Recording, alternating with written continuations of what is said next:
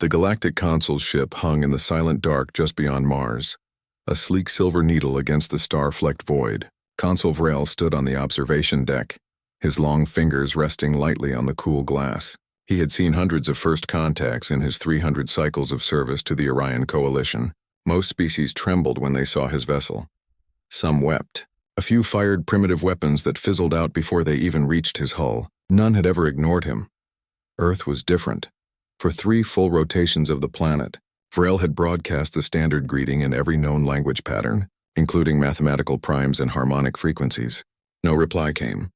Not from the planet's surface, not from its ring of metal birds, satellites his analyst called them, and not from the handful of slow, clunky ships drifting near the moon. It was as if humanity had plugged its ears and shut its eyes. Vrel frowned. His second-in-command, Zira, hovered behind him, her antennae twitching with unease. They must have heard us, Consul. Their radio emissions are loud, chaotic. Everywhere. Then why no answer? Vrel asked, his voice low and smooth like polished stone. Fear, perhaps. Or ignorance. Vrel turned from the window. Ignorance is dangerous. Fear can be managed. Silence. Silence is defiance. He decided to act. Without further warning, he ordered a probe launched toward Earth's orbital zone. It was small, unarmed, designed only to scan and report. A gentle nudge, he told himself. A reminder that the coalition was not to be ignored. The probe shot forward on a silent ion stream, streaking past the asteroid belt and into the inner system. It passed a weather satellite shaped like a spinning top, then a communications array bristling with dishes. None reacted. Vrel allowed himself a small smile. Primitives. Then, without sound or flash, the probe vanished. Not exploded. Not jammed. Simply gone. One moment it was transmitting clean data. The next a static. Vrel's smile faded. Locate it, he snapped. Zira's fingers danced over her console. No debris. No energy spike. It's as if it was unplugged. Vrel's eyes narrowed. He reviewed the last seconds of the probe's feed. Just before it cut out, a faint shimmer had passed over its lens, like heat haze over desert sand. But there was no desert here. Only vacuum.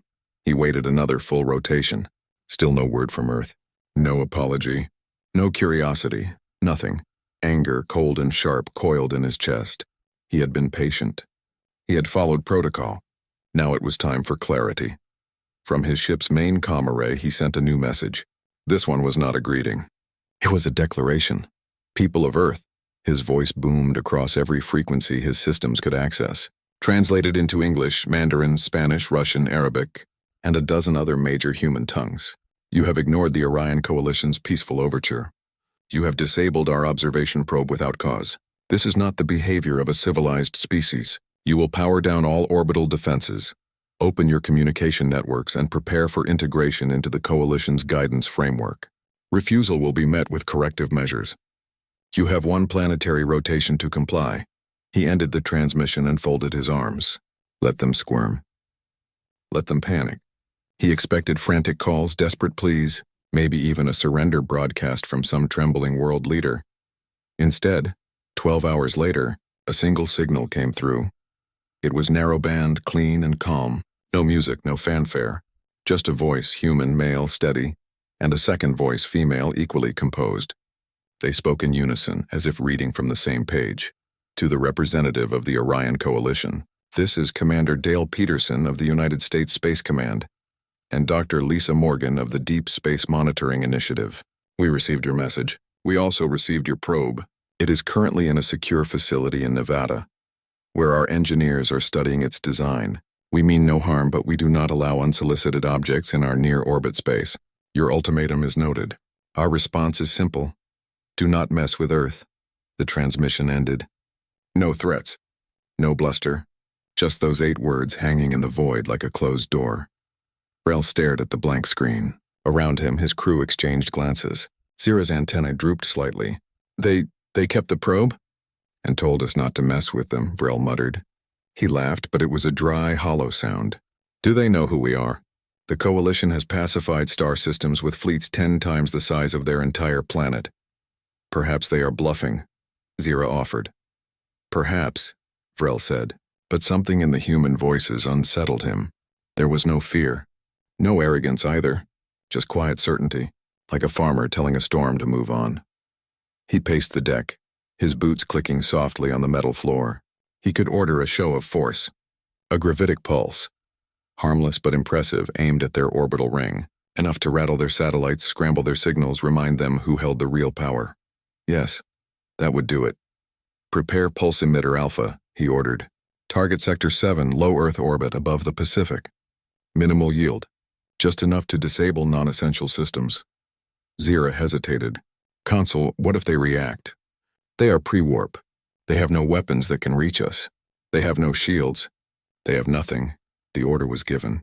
Deep within the ship, coils hummed to life. Energy gathered, focused, then released in a silent wave that raced toward Earth at the speed of causality itself. On the bridge, Vrel watched the readout. The pulse should have hit in 3.2 seconds. Seconds passed. 0.6 nothing. Status? Vrel demanded. Zira's face paled. The pulse. It never arrived. Our sensors show it was absorbed at the edge of their magnetosphere, completely neutralized. No trace. Vrel's hands clenched. Impossible. That pulse could knock out a battlecruiser's systems. Unless something was waiting for it, Zira whispered. Vrel turned back to the viewport. Earth glowed below, blue and white and green wrapped in clouds and nightlights. It looked fragile, peaceful, harmless. But now, for the first time, Vrel wondered, what if it wasn't? He thought of the probe sitting in some desert bunker. He thought of those calm voices. He thought of the silent void where his pulse had vanished. And for the first time in his long career, Consul Vrel felt a flicker of doubt. But doubt would not win him this encounter. Pride would. Prepare a landing party, he said, his voice tight. We go to New York. Under diplomatic colors. I want to see these humans face to face. Zira nodded, but her eyes held worry. Far below, in a quiet office at NASA's Goldstone facility, Lisa Morgan sipped her coffee and watched the consul's ship on her monitor. Beside her, Dale Peterson leaned against the wall, arms crossed. He's coming down, Dale said. Yeah, Lisa replied. Let him, she didn't smile. She didn't need to. Earth had been waiting a long time for this moment, and it was ready. Consul Vrel stepped onto the landing pad in lower Manhattan, his boots clicking against the reinforced concrete. The sky above was pale gray, streaked with morning clouds. Around him the city hummed, not with the frantic energy he expected, but with a steady, calm rhythm. Cars moved in quiet streams. People walked with purpose, glancing at him and his small delegation with mild curiosity, not fear. No crowds gathered. No soldiers pointed weapons. It was as if Earth had decided to treat him like any other visitor. Captain Jenny Tran stood at the edge of the pad, hands clasped behind her back. She wore a dark uniform with no visible insignia, but her posture spoke of authority. Beside her stood Mayor Carlos Ruiz, round-faced and smiling, though his eyes stayed sharp. Welcome to New York, Consul, Ruiz said, extending a hand. We've been expecting you. Vrel ignored the hand. Where are your leaders? Your World Council? Earth doesn't have a single leader, Jenny said evenly. We have many, and right now they've agreed that you speak with us first. Vrel studied her. She was human, short, brown-haired, calm, but something in her stillness made him uneasy. He had expected trembling diplomats or blustering generals, not this quiet readiness. They led him through a secure corridor into a nearby building. No alarm sounded. No scanners flashed. But Vrel's personal sensor band, hidden beneath his sleeve, flickered erratically. Every few steps it lost signal, then regained it, then lost it again. He glanced at Zira, who gave a tiny shake of her head. Their tech was being toyed with. Inside a modest conference room, water was offered. No guards, no cameras visible. Just a table, chairs, and a large window showing the East River. You disabled our probe. Vrel began, cutting through pleasantries. You absorbed our gravitic pulse. You speak as if you are our equal. Explain. Jenny sat across from him. We don't like strangers poking around our home without asking. That's all. Your planet is pre-warp. Your energy output is barely above industrial levels. Your ships cannot leave your moon's orbit. How did you stop a coalition-grade pulse? Lisa Morgan's voice came from a speaker in the wall. Because we've been watching longer than you think. Vrel stiffened. You're not even in this room. I don't need to be, Lisa said. We've tracked anomalous signals since the 1960s. Faint, distant, but consistent. We knew someone out there was listening. So we started listening back. Vrel scoffed. Primitive radio waves cannot decode coalition encryption. We didn't decode it, Dale Peterson added, his voice joining hers. We learned its patterns, like hearing a drumbeat from far away. Over time you start to understand the rhythm. Vrel leaned forward. You're bluffing.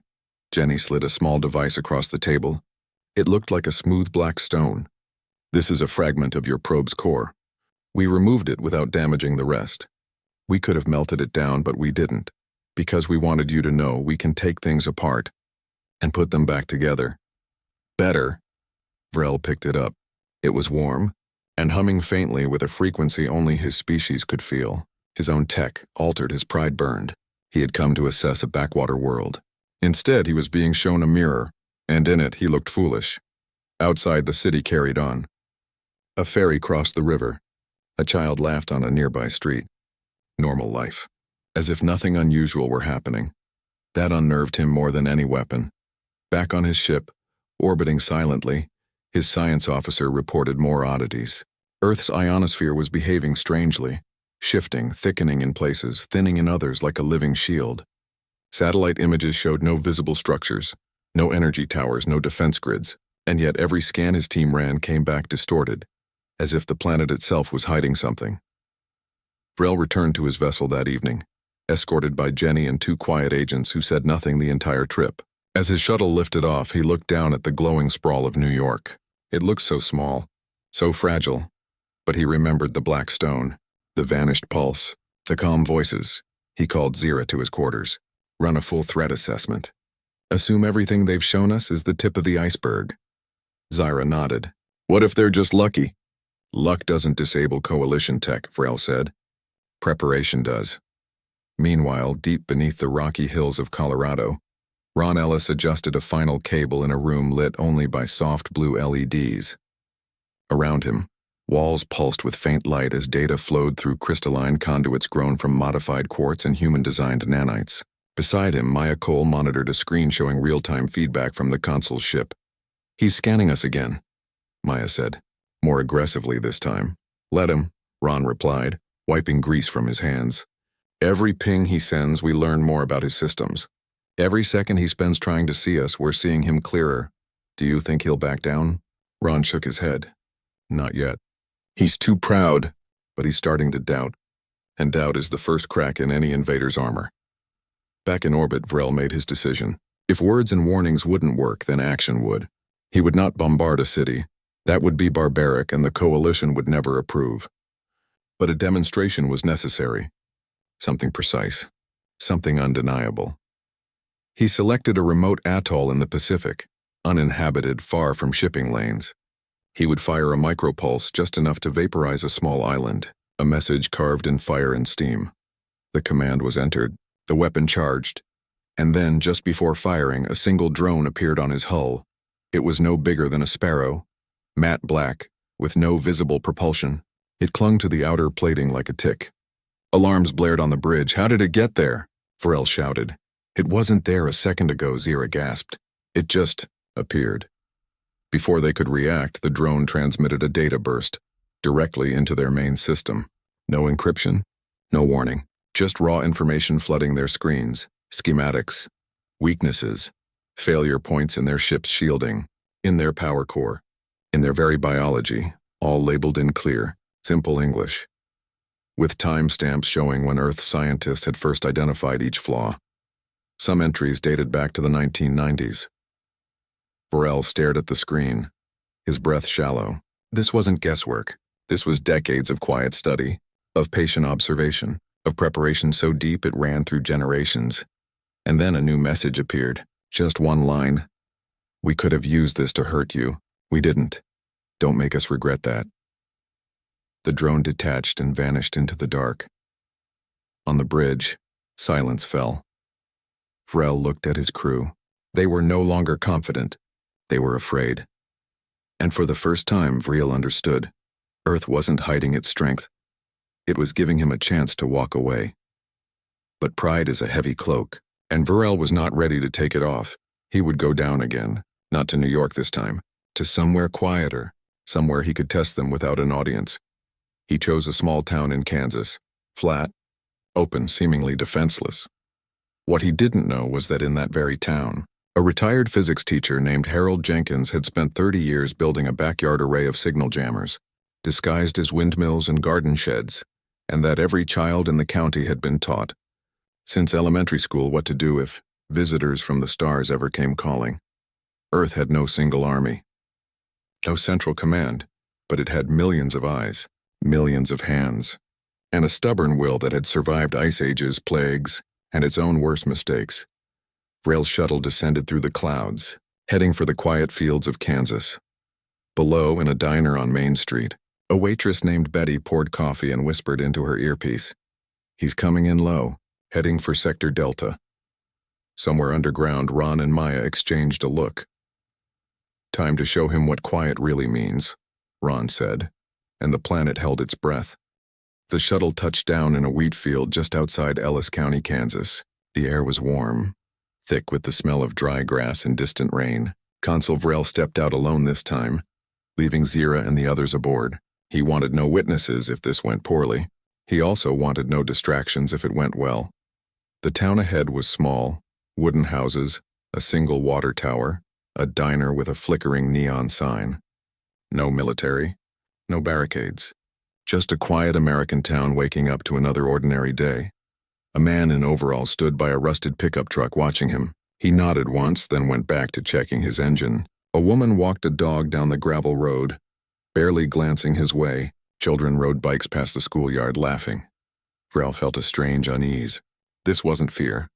It was something worse, indifference. As if his presence meant nothing. He activated his wrist scanner. It should have mapped the area in seconds. Power sources, communication nodes, hidden weapons.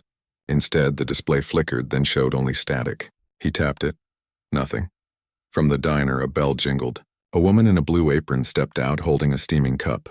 She walked toward him, unhurried. "You must be the visitor," she said, offering the cup. "Coffee's fresh." "Black, right?" Vrel stared. "How did you know my species drinks black liquids?" "I didn't," she said with a small smile. "But most folks who show up uninvited don't want sugar." Her name was Betty, she told him. She ran the diner. She also happened to be the local coordinator for Civil Defense Zone 47, a title no one outside the county knew existed. Vrel took the coffee but didn't drink. "I came to understand your people, your defiance, your hidden strength." "We're not hiding anything," Betty said, leaning against a fence post. "You just weren't looking in the right places." She pointed to the windmill on the hill. "That's not just for water. It scrambles signals. The garden shed by the school. It's a relay node. The old radio tower. It's been broadcasting false data into deep space for 40 years, just in case someone like you was listening." Vrel's eyes narrowed. "You built all this in secret?" "Not secret. Just quiet. We didn't want to scare anyone, not even ourselves." Back in orbit, Zyra watched the feed from Vrel's suit cam. The town looked peaceful. Too peaceful. Then she noticed something odd. Every vehicle, every window, even the streetlights, they all had a faint glint like a thin film of metal. Nanocoating, she realized. Passive sensors. The whole town was watching them. On the ground, Vrel pressed further. "Your leaders spoke of restraint. But you have knowledge of our biology, our ship's weak points. That is not restraint. That is preparation for war." Betty sighed. "We didn't want war, but we've seen what happens when you ignore threats. So we got ready. Not with bombs. With brains. With patience. With neighbors who watch out for each other." She gestured to the school. "Last week, third graders built a model that could jam a drone signal using old cell phones and aluminum foil. They called it Project Firefly. We filed the patent under a toy company." Vrel felt a chill. This wasn't a military.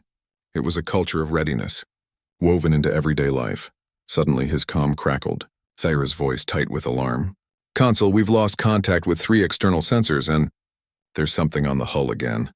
Before he could respond, a soft hum filled the air. The wheat around him rippled, not from wind but from a low-frequency pulse. His suit system stuttered. His vision blurred for a second. When it cleared, a man stood 10 feet away, older, gray-haired, wearing a flannel shirt and boots. "Name's Harold," the man said. "I teach physics at the high school. Or I did before I retired. Now I tinker." He held up a small box with dials and wires. "This little thing? It doesn't hurt anyone. It just makes alien tech take a nap for a few minutes. We call it a lullaby. Vrel took a step back. You're all armed? No, Harold said gently. We're all awake. At that moment, deep in Colorado, Ron Ellis gave the final command. Activate Sentinel. Across the planet, hidden systems stirred. Not weapons, not shields. Something quieter, something smarter. In Kansas, the streetlights dimmed, then brightened in a slow pulse. The windmills turned faster. The children's bikes had small emitters built into their frames. They now broadcast a harmonic frequency tuned to disrupt Orion neural implants. Harmless to humans, deeply uncomfortable to Vreel's kind. He winced, pressing a hand to his temple. Stop this. We're not doing anything, Betty said. We're just living. You're the one who came here looking for a fight. Vrel's pride warred with his growing fear. He had expected a capital city, a military base, a clear target. Instead, he found a town where every mailbox, every fence post, every kitchen radio was part of a defense net so seamless it felt like nature itself. He tried to recall his shuttle. No response. Your ride's fine, Harold said, but it's taking a little break. Like I said, lullaby. Vrel looked around. The townspeople hadn't moved closer. They hadn't raised weapons. They just watched. Calmly. Knowingly. And in that moment he understood. Earth's strength wasn't in its weapons. It was in its people. In their ability to prepare without panic, to defend without hatred, to stand together without a single leader shouting orders. Back in orbit, Zyra watched as their ship's long-range sensors suddenly filled with data, not from Earth but from deep space. Old signals. Decades of them. All tagged, analyzed, and filed. They had been studying the galaxy while the galaxy ignored them. On the ground, Vrel's comm beeped. A new message. From Dale and Lisa again. Consul Vrel. You wanted proof. Here it is. We could have blinded your ship the moment you entered the system. We could have fried your navigation with a solar flare. We redirected last Tuesday. We could have made your crew sick with a virus tailored to your DNA. Released through your air recyclers. We didn't, because we don't start fights, but we finish them. The message ended. Betty sipped her coffee. So you gonna leave now? Or do we need to show you how we handle pests in the cornfield? Vrel didn't answer. He looked at the sky, at his silent ship, at the quiet town that had outthought him without firing a shot. He had come to judge a primitive world. Instead, he had walked into a trap made of wisdom, not wires, and for the first time, he felt small. Not because Earth was loud, but because it was so very, very ready. Vrel stood in the Kansas field, the wind tugging at his coat, his mind racing. He had come to test Earth, to prove its weakness, and instead found a strength that did not roar but whispered, and that whisper carried the weight of generations. He looked at Betty, at Harold, at the quiet town that watched him without fear, and he knew threats would not work here. Force would not work. Earth was not a fortress to be stormed. It was a web, and he had walked right into its center. He raised his hand slowly, not in surrender but in acknowledgement. I see now, he said, his voice quieter than before. You were never asleep. You were waiting. Betty nodded. We hoped you'd listen before it came to more. Vrel turned to his shuttle. The hum had faded. The systems flickered back to life. They had let him go, not because they couldn't hold him, but because they chose not to. That was more terrifying than any prison. Back aboard his ship, Zyra rushed to meet him. Consul, are you hurt? No, Vrel said, removing his coat. But I was wrong. Deeply wrong. He called his senior staff to the command chamber. The walls displayed Earth's surface, not as a planet of cities and armies, but as a living network. Every signal, every hidden node, every school project turned into a defense layer. They had been mapping it all night, and the picture was clear. Earth had no single point of failure. Disable one system and 3 others took its place. Attack one city and 1,000 towns would respond. How? Zyra asked. How did they build this without us noticing? Because they didn't build it like we would, Vrel said. They didn't pour resources into war machines. They wove defense into daily life, into education, into farming, into coffee shops. They made readiness ordinary. He sat heavily in his chair. And they knew about us long before we knew about them. Meanwhile, in a secure bunker beneath the Rocky Mountains, Ron Ellis and Maya Cole reviewed the data from the consul's visit. Every word he'd spoken, every scan his suit had tried to run, every micro-expression caught by hidden lenses in the wheat field, All of it fed into Project Sentinel's growing understanding of the Orion Coalition. He's shaken, Maya said, but not broken. Pride like that doesn't vanish overnight. Then we give him one last lesson, Ron replied. Not with fear, with truth. They sent a new transmission, not to his ship, but directly to his personal comm, using a frequency his species used only for family messages. It was a breach so deep it should have been impossible.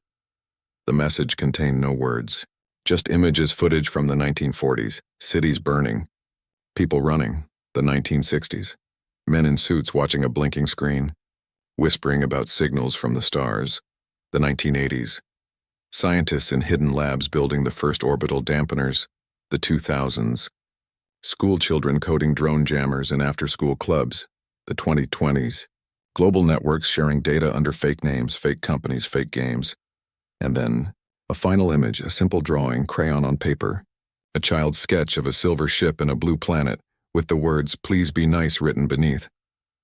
Vrel watched it 3 times. His hands trembled. This was not a civilization that had stumbled into power. It was one that had earned it through pain, through loss, through the hard choice to prepare without becoming monsters. He thought of his own people, advanced, orderly, confident. They had never known true survival, only control. Earth had known both. That night, Vrel made a decision. He would not retreat in shame. He would not attack in anger. He would speak to them as equals. He requested a formal meeting, not in a city, not in a capital, but in a neutral place. The International Peace Park on the US-Canada border. A quiet forest, a wooden cabin, no technology beyond what humans used daily. Earth agreed. Dale Peterson and Lisa Morgan arrived first. They wore simple clothes, jeans, jackets, boots. No uniforms, no badges. Just 2 people who had helped guard their world without ever seeking glory. Vrel arrived alone. No guards, no scanners. Just him. They sat on the porch as dusk fell. Crickets sang. A loon called from the lake. "Why did you warn us?" Vrel asked. "You could have let us make a mistake. Let us learn the hard way." "Because we've made enough mistakes of our own," Lisa said. "We didn't want you to add to the list." Dale added, "We don't hate outsiders. We just protect home. That's all." Vrel looked at the trees, the water, the stars beginning to appear. "Your world is fragile. One good strike could break it." "Maybe," Dale said. "But you'd never get the chance to aim." There was no threat in his voice. Just fact. Vrel believed him. He leaned forward. "What do you want from us?" "Nothing," Lisa said. "Just leave us be. Trade if you like. Talk if you wish. But don't assume we're weak because we don't shout. Don't assume we're primitive because we grow food and raise kids and fix cars. We've seen empires rise and fall. We're still here." Vrel was silent for a long time. Then he nodded. "I will report to the Coalition that Earth is not to be disturbed." "Good," Dale said.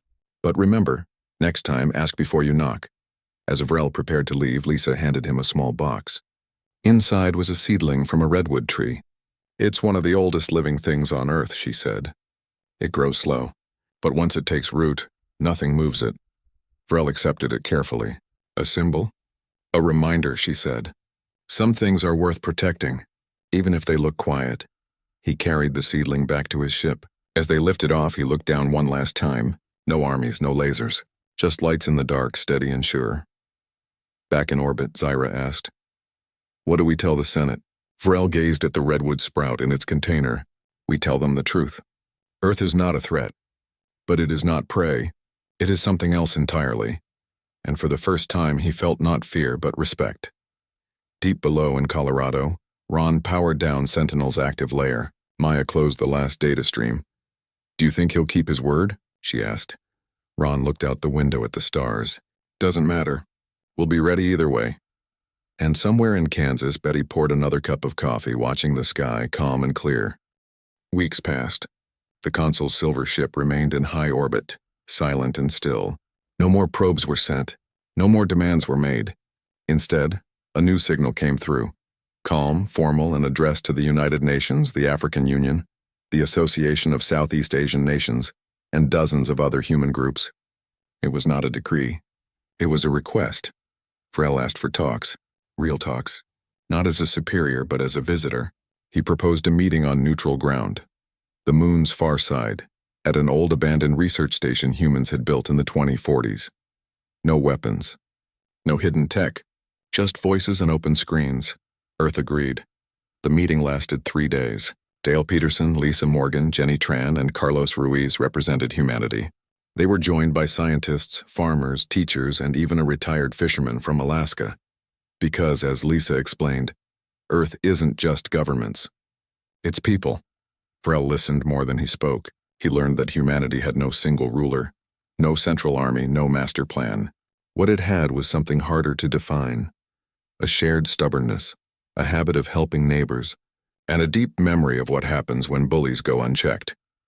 He also learned that Earth's defenses were not built by generals, but by ordinary people solving problems in their own way.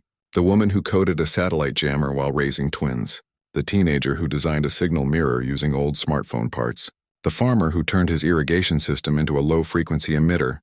None of them called themselves heroes. They just did what needed doing.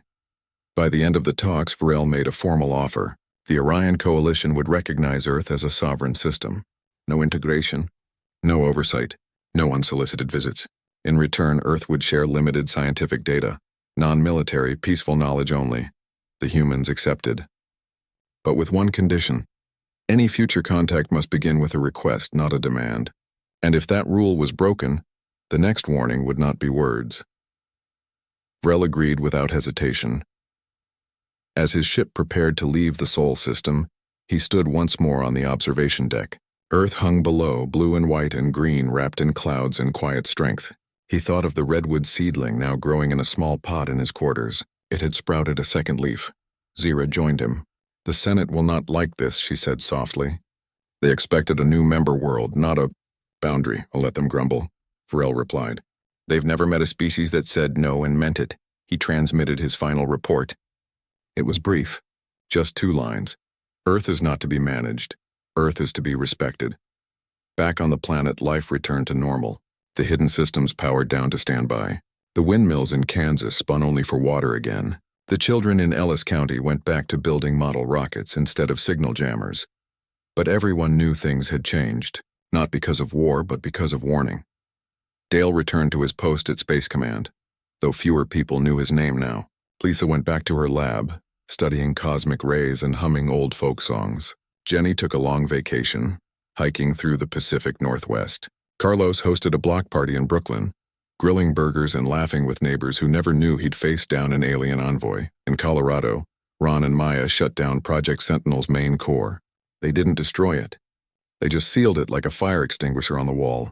There if needed, forgotten if not. "Do you think they'll come back?" Maya asked one evening as they watched the sunset over the hills. "Maybe," Ron said, "but next time they'll knock first." Years went by. The story of the Consul became a quiet legend, not in movies or loud headlines, but in classrooms, in veteran gatherings, in late-night talks over coffee. Parents told their kids, "Remember, even the smallest voice can stop a giant if it speaks with truth." In the Galactic Senate, far beyond the Orion Arm, new diplomats were trained with a single rule added to their handbook: never assume silence means weakness. And whenever a young envoy scoffed at the idea of a pre-warp species being dangerous, an elder would lean in and say, "Go read the Earth file, then sleep with the lights on." Back on Earth, the redwood seedling Vrel had taken grew slowly in a greenhouse aboard his ship. It became a symbol among his people, a reminder that some roots run too deep to be pulled. And on a quiet street in Kansas, Betty still ran her diner. Every morning she poured coffee for farmers, truckers, and school teachers. Sometimes, when the sky was clear, she'd look up and smile, not because she missed the excitement, but because peace, hard-earned and carefully kept, was the sweetest thing of all. One day, a new signal appeared in deep space. Faint. Unknown. Not from the Coalition. NASA picked it up. So did a ham radio operator in Maine, a student in Nairobi, a retired engineer in Tokyo. Within hours, quiet networks hummed back to life, not with fear, but with readiness. Because Earth had learned its lesson long ago. You don't need to shout to be strong. You just need to be ready. And if someone ever forgot that, well, they get a warning just like the Consul did.